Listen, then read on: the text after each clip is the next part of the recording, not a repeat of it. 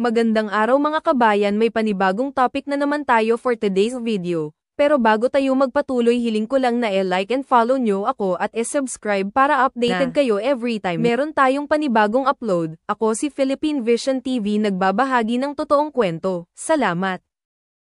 Huwag kayong matagal na pala silang close. Ayun ang sinabi ni Kiambao Reyes sa post niya sa Facebook. MJ Kiambao Reyes, pati pa man yan napapansin mo.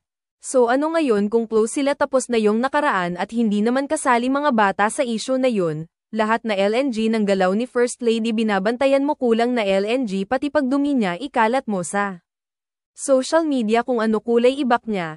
MJ Kiambao, so big deal ba sa'yo yun na binigyan siya pasalubong? Gusto mo yata pati bata idamay sa issue ng magulang, ugali mo siguro yung may kaaway ka sa kamag-anak ng asawa mo, lahat ng kaaway muna, parang yan ang punto mo sa sinasabi mo. MJ Reyes, para sa akin, wala ka na pakialam dun kung close man sila o hindi.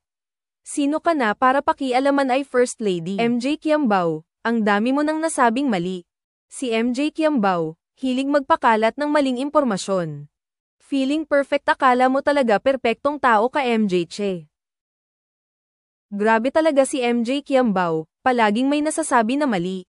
At yun na nga ang topic natin sa video na ito. Ikaw na nanonood ngayon, anong masasabi mo?